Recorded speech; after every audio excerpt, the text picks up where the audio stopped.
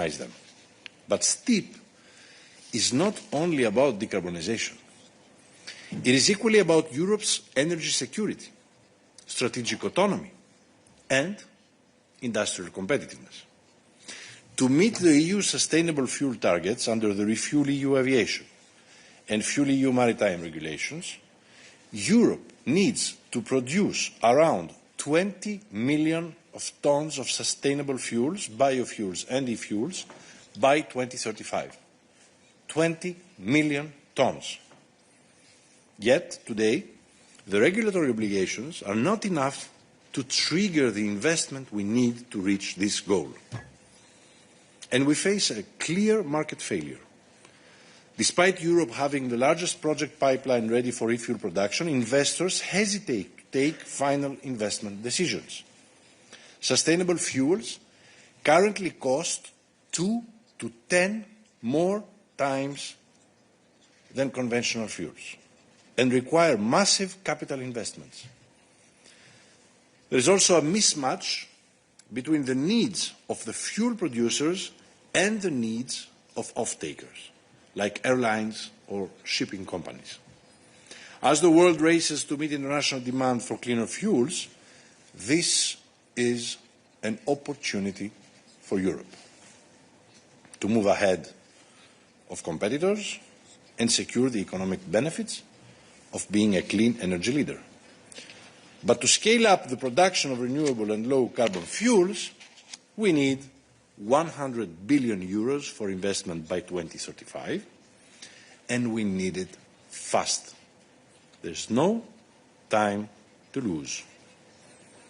Most of this is expected to come from the private sector, but it is not yet happening, and certainly not at the pace required or at the pace that we would want. The STEEP, therefore, sends a clear signal to investors. Our targets are stable, and the Commission will support the sector throughout the transition. The next 2 years are important. Investment decisions and construction must start by 2027, or we will miss the 2030 targets. It's as simple as that. So STEEP will therefore focus on the short and the medium-term measures. In the short term, STEEP will mobilise all the resources under current EU funding programmes, like the Innovation Fund, Horizon Europe, InvestEU, amounting to at least 2.9 billion euros of EU support for sustainable fuels. In addition, together with the Member States, we will launch an ESAF Early Movers Coalition pilot project to mobilise at least 500 million euros for synthetic fuel projects. This is very important. We will establish an EU mechanism to connect fuel producers with buyers, to support revenue certainty while de-risking investments.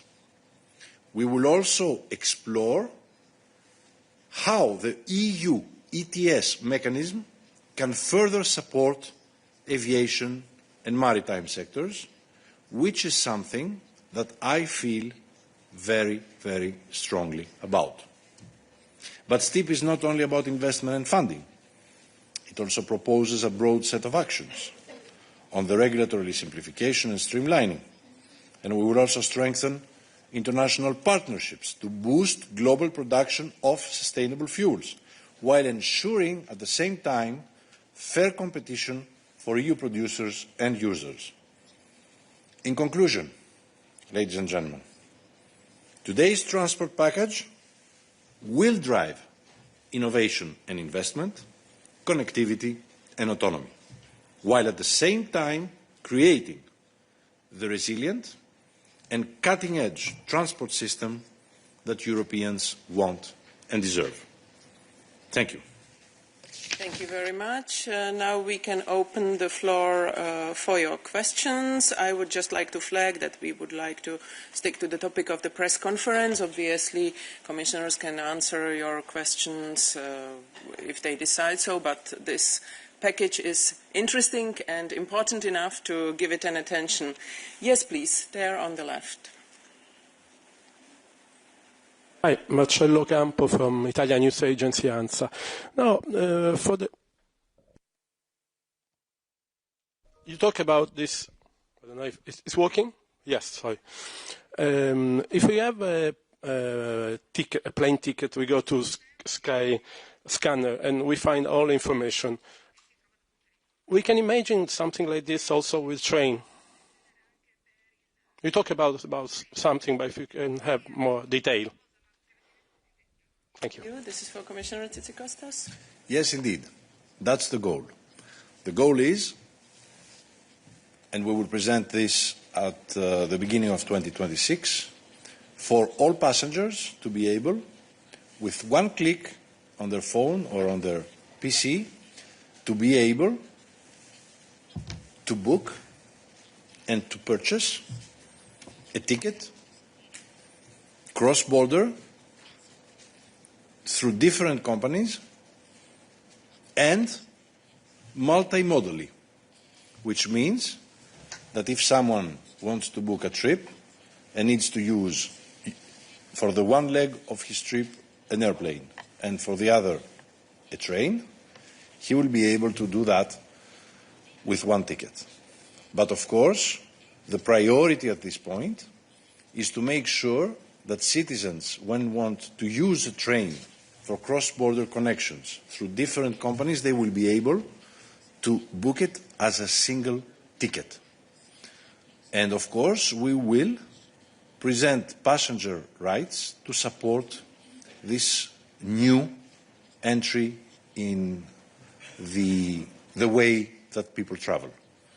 So yes, this is exactly our target, and this is what we're working on, and we will present it early 2026. Thank you. Another question was here in the middle, and please introduce yourself and the media you work for. Does it work? Yes. Frank Hütten from the German transport journal DVZ. On the investment plan, please, well, the figures you're presenting are, of course, not nearly as high as the figures on investment needs that you presented, so it cannot be about the figures. Could you explain what this new mechanism, this pooling initiative can do? How can this leverage all this private money that you have been talking about? Thank you.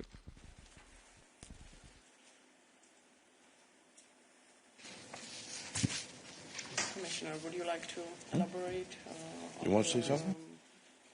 Please. Financial plan. It's working? Okay, good. So thank you very much for your question.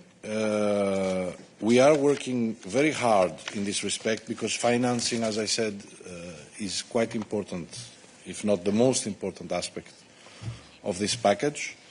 STIP will mobilize, as I said, 2.9 billion euros under the MFF based on existing EU programs. This means for years 26-27 only. On top, we plan to mobilize with the interested member states 500 million euros for a first double-sided pilot auction on eSAF. So in total, STIP will announce 3.4 billion of investment booster. This is to kickstart the first investments very rapidly. And we need this to happen now. Otherwise, the needed fuel will not be able in time to be produced in time for 2030 and 2035 targets. The 100 billion that is needed covers a longer time frame. So it's not something immediate. Up to 2035. And of course, most of the investments need to come from the private sector, but also from the member states. So STIP is intended to help to kickstart the production and to de-risk the first movers' investment. The 100 is financing that will be needed later on. Thank you. I can see plenty of questions also online. Let's go to the other side of the room here. Hi, Angela Skujins from TPP World, Poland's public broadcaster. I have a question about Rail Baltica, the Baltic Railway project. It's estimated to cost 57 billion euros, and in July the European Commission announced a 295 million euro injection. Will the EU commit any more funding to this project? And speaking of the military mobility package, which is expected to be endorsed in 2 weeks' time, are there going to be any more funding announcements for Poland as part of this? And are there any other projects identified in that region that could be of interest as part of that package for the Transport Commissioner? Thank you. As you said, we are working regarding this proposal for the next weeks, and I think that Commissioner Tzitzikostas can be explained in the details, in particular these projects. Yes. Well, let me be clear. Of course, we will present this mid-November, but military mobility package does not announce new funding. As you know, funding for military mobility during the current MFF was at 1.7 billion euros. The money was gone in 3 years because of the great interest of member states for projects, and we funded a lot of projects in most of the member states in Europe. But now, the budget for military mobility for the new MFF is going to rise tenfold, 10 times up. So we will be using 17 billion euros for the military mobility infrastructure in the coming years. So the military package is not going to be about the funding. The military mobility package, which you will see in 2 weeks, will mostly be about how we will facilitate military mobility and how we will act and react if it is needed. But let us not discuss today military mobility. Of course, countries that are members of the European Union are going to be beneficiaries of these programs of military mobility. And finally, let me remind you that military mobility projects can already be funded today after the review that we did in cohesion funds, where if a country presents the case of a military mobility project, funds can reach up to 100% funding from the European Union. Yes, Vice President, please. Regarding the midterm review of cohesion, it is important to remember that we closed the procedure in September. We are waiting the proposal from the member states and the regions, and we'll see how it's possible to move some resources, not for military, but for dual use. As you know, this is a clear in the proposal, and I know that several member states are presenting the proposals in this direction. And in a few weeks, in the coming weeks, I think that it will be possible to have a clear idea regarding these opportunities. But let me be clear for some. If we want all this to happen, we need to have this proposal of the CEF budget adopted. So I urge the co-legislators to support the Commission's proposals on CEF, which is doubling the money, the funds, for infrastructure projects in CEF, and increasing by 10 times the infrastructure projects for military mobility funding. So it's a good opportunity today to remind everyone that we need to strongly support this proposal on CEF funding. Thank you. Another question there.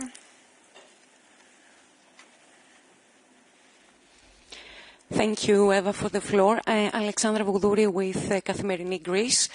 I will take the rare opportunity to ask my question in Greek, if I may, to Commissioner Tzitzikostas.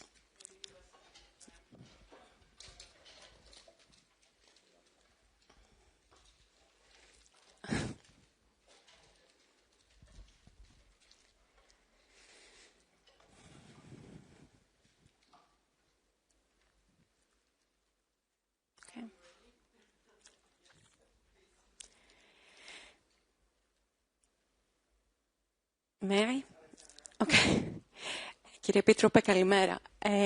Το φιλόδοξο αυτό σχέδιο που παρουσιάσατε σήμερα, πιστεύετε ότι θα μπορούσε να αποτελέσει μια τελευταία ευκαιρία για τον ελληνικό σιδηρόδρομο λόγω των γνωστών και χρόνιων παθογενειών του? Θα αποκατασταθεί επίσης η εμπιστοσύνη του επιβατικού κοινού και θα προσελκύσει επενδύσεις? Ευχαριστώ πολύ.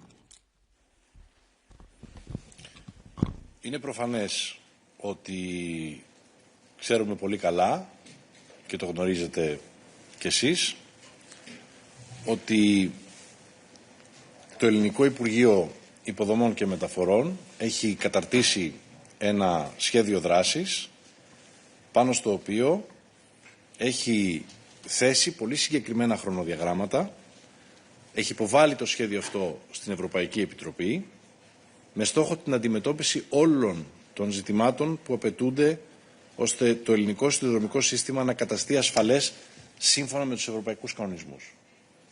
Όπως ξέρετε, από τις πρώτες εβδομάδες ανάληψης των καθηκόντων μου και αφού πρώτα ενημερώθηκα από τις αρμόδιες υπηρεσίες της Κομισιόν για την κατάσταση του ελληνικού σιδηρόδρομου, ξεκίνησα διαδικασία παραβίασης των ευρωπαϊκών κανονισμών από την Ελλάδα. Και έτσι λοιπόν τώρα παρακολουθούμε ως Κομισιόν πολύ στενά την εξέλιξη και βέβαια την πρόοδο που σημειώνεται με βάση το σχέδιο δράσης που έχει υποβάλει το Υπουργείο Υποδομών και Μεταφορών στην Κομισιόν. Πρέπει να σας πω ότι οι υπηρεσίες της Ευρωπαϊκής Ένωσης εκφράζουν την ικανοποίησή τους για την πρόοδο αυτή και ότι τηρείται το χρονοδιάγραμμα του Υπουργείου. Φυσικά, εμείς συνεχίζουμε να παρακολουθούμε πολύ στενά και να αξιολογούμε διαρκώς την εφαρμογή του και αν σε οποιαδήποτε στιγμή εντοπίσουμε την παραμικρή καθυστέρηση ή αδυναμία, θα λάβουμε άμεσα μέτρα. Πέρα όμως από αυτήν την στενή εποπτεία, παρέχουμε ήδη τεχνική βοήθεια και τεχνική βοήθεια στην Ελλάδα, ώστε το σιδηροδρομικό σύστημα της χώρας να βελτιωθεί και να γίνει σύγχρονο, ασφαλές και αξιόπιστο, όπως ακριβώς αξίζει σε όλους τους Έλληνες πολίτες. Τώρα, είναι προφανές ότι ακριβώς αυτό το πρόγραμμα που παρουσιάσαμε σήμερα είναι ένα πρόγραμμα το οποίο θα ενισχύσει αυτή την προσπάθεια που κάνει σήμερα το Υπουργείο Υποδομών και Μεταφορών της Ελλάδος. Σας παρουσίασα στην αρχή και μπορείτε να το δείτε στους χάρτες ότι ο στόχος είναι η διαδρομή Αθήνα-Σόφια σε μερικά χρόνια να γίνεται σε μόλις 6 ώρες από 14 που είναι σήμερα. Και προφανώς μέσα από το πρόγραμμα αυτό θα μπορέσει και η Ελλάδα να αποκομίσει σημαντικά ωφέλη, κυρίως σε ό,τι έχει να κάνει την χρηματοδότηση σημείων του σιδηρόδρομου τα οποία είναι σήμερα προβληματικά ή έχουν καταστραφεί από φυσικές καταστροφές όπως ο Ντάνιελ και για τα οποία το Υπουργείο Υποδομών και Μεταφορών έχει ήδη ξεκινήσει τις διαδικασίες αποκατάστασής τους.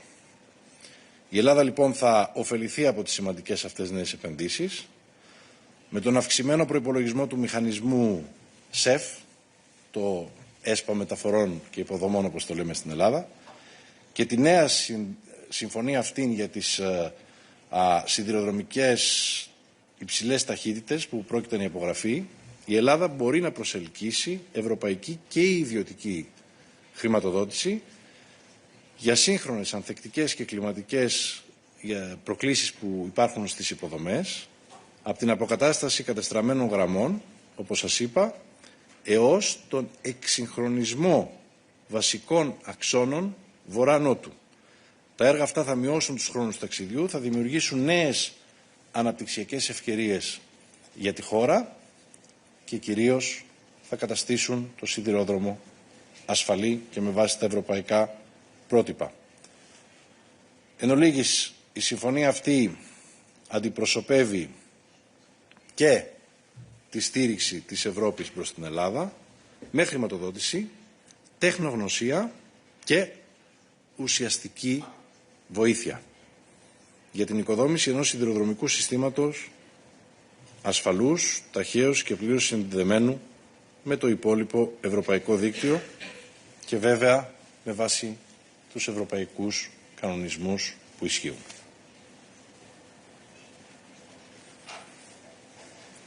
Thank you.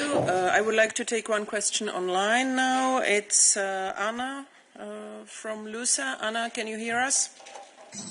Yes, can you hear me? Yes, and we see you. Perfect. Yes. Perfect. Good Thank morning. you so much. Hi, good morning. Ana Martinez with the Portuguese Association of LUSA. I would like to ask some questions on the connection between Lisbon and Madrid that is foreseen under this plan, and there was already an agreement last week between the governments of Portugal and Spain. Why does the Commission think that this project will now go ahead, taking into account is being discussed for so many years?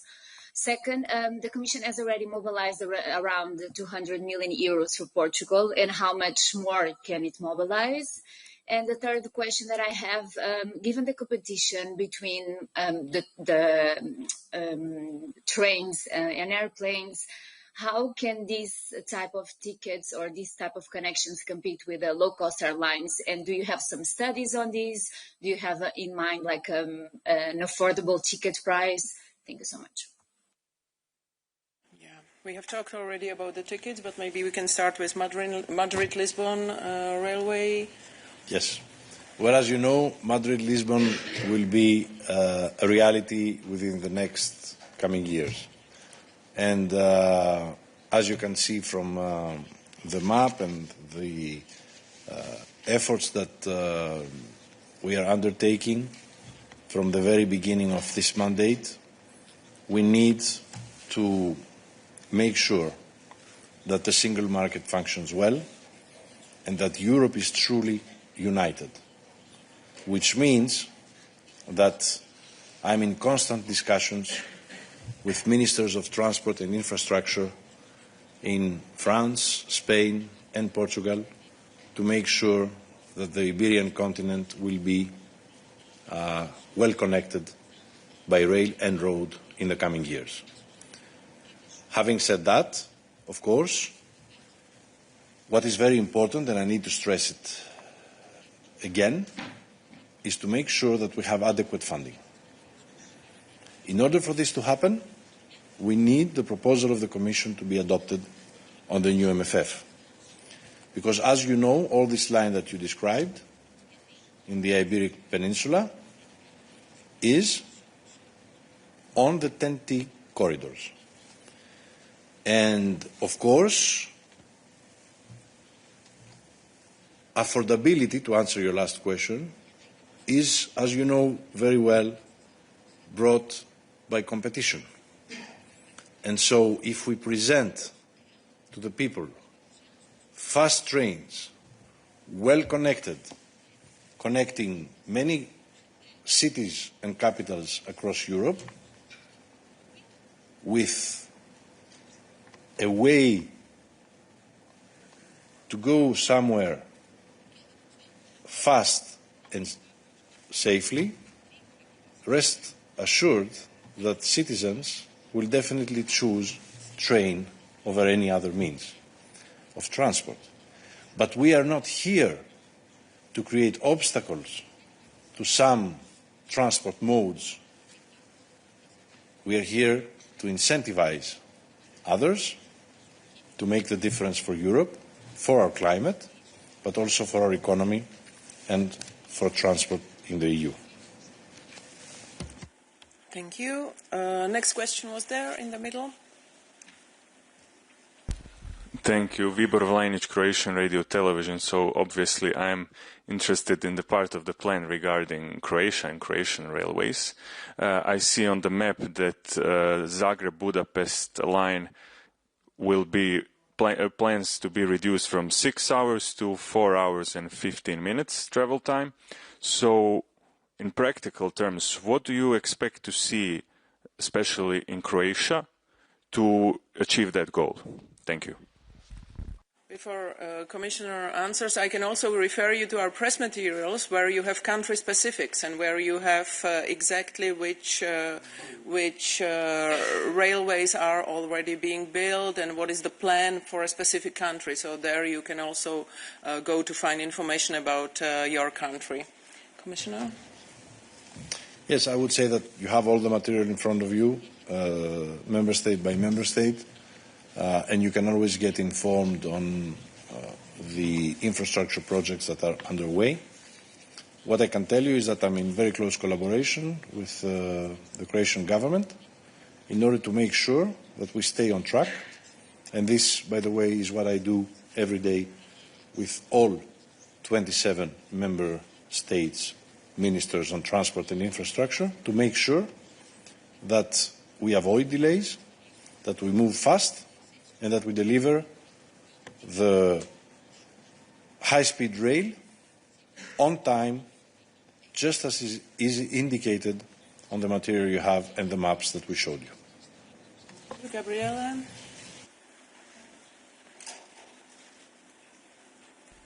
Thank you, Eva. Gabriele Rosana, Il Messaggero, Italian newspaper. It's not as rare as an occasion as with the Greek language, but I will also take advantage of having the interpreters in the room, so I will ask my question in Italian. I would like to say that we interpret to 20 languages and take the opportunity to thank to our interpreters, and now we are ready for your question. Thank you. Vicepresidente Fitto, abbiamo parlato di vari paesi, di vari collegamenti ferroviari, se può dirci qualcosa anche in particolare su quelli che riguardano l'Italia in questo piano che presentate oggi, e una seconda domanda sulla competitività e i trasporti. Ieri la Corte Costituzionale italiana ha annullato alcune disposizioni di legge in Italia che mettevano limiti ai servizi di noleggio con conducente. Il tema ha anche una dimensione europea, visto che anche a inizio di quest'anno, quando avete presentato la comunicazione sulla strategia sul mercato unico, avete annunciato azioni per far sì che regole e principi del mercato interno e della libera concorrenza si possano applicare anche al settore dei servizi di noleggio con conducente, quindi non soltanto ai taxi. Volevo sapere se ha un commento appunto su questo e sulle prossime mosse europee. Grazie. Ma per quanto riguarda il tema dell'alta velocità con l'Italia, come è stato evidenziato anche nel video e troverete anche nello specifico i riferimenti, l'Italia ha una serie di interventi molto importanti che però non sono inseriti esclusivamente in questa proposta, ma che sono anche una prosecuzione di un lavoro molto rilevante. Mi piace ricordare che nel Piano Nazionale di Ripresa e Resilienza una delle voci più importanti è quella delle infrastrutture ferroviarie. Gli investimenti realizzati in questo contesto superano abbondantemente i 20 miliardi di euro, quindi è un contributo molto rilevante in questo senso, che oggi prosegue anche con una organizzazione più strutturata, così come quella che viene presentata con queste misure che mettiamo in campo. Per quanto riguarda la decisione della Corte Costituzionale di ieri, è evidente che non è mio compito entrare nel merito né tanto commentare la decisione sia della Corte Costituzionale che delle eventuali ripercussioni sul Governo, perché evidentemente tutto questo riguarda un dibattito interno. Laddove dovessero esserci profili che riguardano e che impattano sul fronte della competitività per la semplificazione del mercato interno anche a livello europeo, evidentemente la Commissione riprenderà in debita considerazione. Oltretutto, come sapete, anche sul tema della competitività esiste uno dei principali obiettivi in termini di riforme anche nell'ambito dell'attuazione del Piano Nazionale di Ripresa e Resilienza, quindi c'è un doppio livello di controllo e di collaborazione tra Governo italiano e Commissione europea. Thank you. And the last question I think I can take is online. Louise, are you still there? And would you like to pose your question? Yes, can you hear me? Yes, we can hear you and see you. Yes, thank you. The question regarding on Spain, I would like to ask you why, if I'm not wrong in the map, I don't see connections between Barcelona and France. So it's a problem between Spain and France. There was at least one company who said that France